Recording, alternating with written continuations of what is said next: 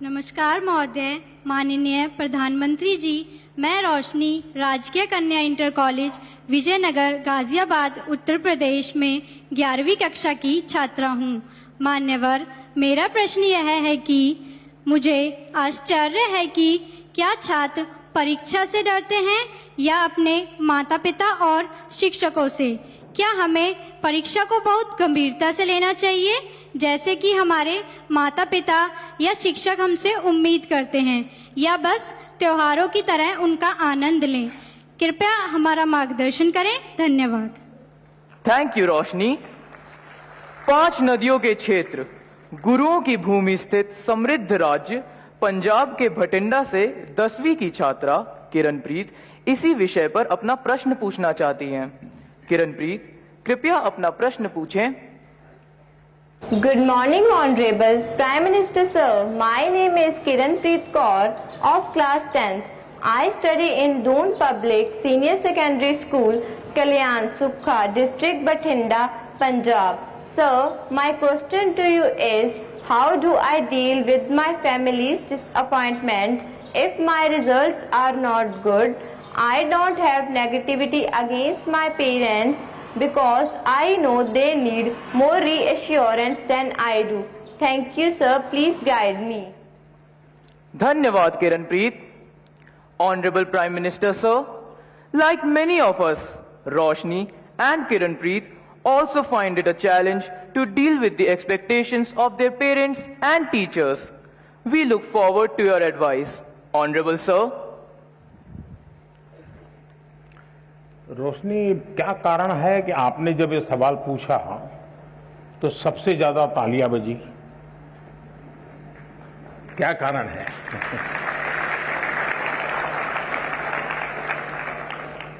मुझे लगता है कि आपने सवाल स्टूडेंट के लिए नहीं पूछा है, आपने बड़ी चतुराई से पेरेंट्स और टीचर के लिए पूछा है।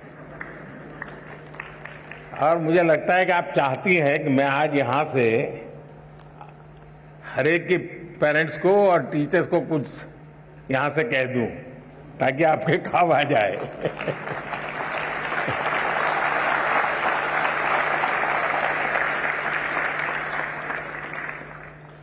इसका मतलब कि आप पर प्रेशर है टीचर का, आप पर प्रेशर है पेरेंट्स का, और इसलिए आपको उलझन है कि मैं मेरे लिए कुछ करूं कि उनके कहने पर करूं।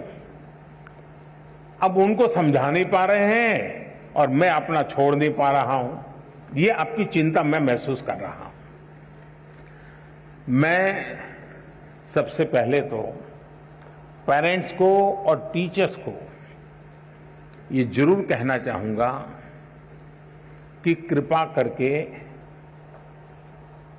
आप मन में सपने लेकर के जीते हैं, या तो जो सपने आपके खुद के अधूरे रह गए हैं, आप जो करना चाहते थे अपने विद्यार्थी काल में, आप जो अपने जीवन में करना चाहते थे वो नहीं कर पाए, और इसलिए दिन रात आपको लगता है कि बस इसको तो वो बना के रहूंगा।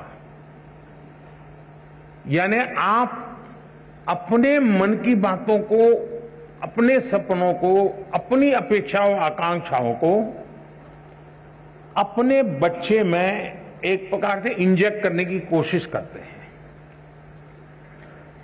बच्चा आपको रिस्पेक्ट करता है, मां बाप की बात को बहुत महत्व देता है। दूसरी तरफ टीचर कहते हैं कि देखिए तुम्हें ये करना है, तुम ये करो, हमारे स्कूल में तो ये है रहता है, हमारी तो ये परंपरा है। आपका मन कुछ तीसरा ही करता है। और ज्यादातर हमारे बच्चों के विकास में ये जो कंफ्यूज और कॉन्ट्राडिक्टरी जो प्रभावों के बीच में उसे गुजरना पड़ता है, ये उसके लिए बहुत बड़ी चिंता का विषय होता है। और इसलिए पुराने जमाने में टीचर का परिवार से संपर्क रहता था। परिवार के हर लोग को टीचर जानते थे, और परिवार भी अपने बच्चों के लिए क्या सोचता है उसे टीचर परिचित होते थे। टीचर क्या करते हैं, कैसा करते हैं, वो उससे पेरेंट्स परिचित होते थे। यानी एक प्रकार से शिक्षा एक चाहे स्कूल में चलती हो, शिक्षा घर में चलती हो, हर कोई एक ही प्लेटफॉर्म पर होता था। और उसके कारण अब क्या हुआ है, बच्चा दिन भर क्या करता है, माँ बाप को समझ नहीं है, जानते नहीं है। टीचर को सिलेबस से लेना देना है, मेरा सिलेबस पूरा हो गया, मेरा काम हो गया, मैंने अच्छी तरह से पढ़ाया, बहुत मेहनत करके पढ़ाते, ऐसा नहीं कि नहीं पढ़ाते, लेकिन उसको लगता है कि मेरी जिम्मेवारी है सिलेबस पूरा करूं, वो मेरा दायित्व है। लेकिन बच्चे का मन कुछ और करता है। और इसलिए जब तक चाहे पेरेंट्स हो या टीचर्स हो या स्कूल का एनवायरनमेंट हो, हम बच्चे के शक्ति और उसकी सीमाएं, उसकी रुचि, उसकी प्रवृत्ति, उसकी अपेक्षा, उसकी आकांक्षा, इन सबको बारीकी से ऑब्जर्व नहीं करते हैं, उसको जानने समझने का प्रयास नहीं करते हैं और हम उसको धक्का मारते जाते हैं, तो कहीं न कहीं वो लड़खड़ा जाता है।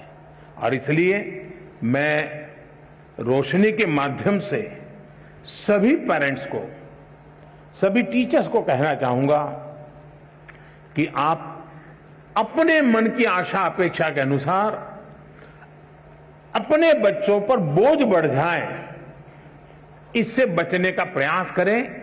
उनकी और हर बच्चे के पास एक स्ट्रेंथ होती है, हर माँ बाप को स्वीकारना होगा कि आपके तराजू में वो फिट हो या ना हो, लेकिन परमात्मा ने उसको किसी न किसी विशेष ताकत के साथ भेजा है, उसके अंदर कोई सामर्थ्य है। ये आपकी कमी है,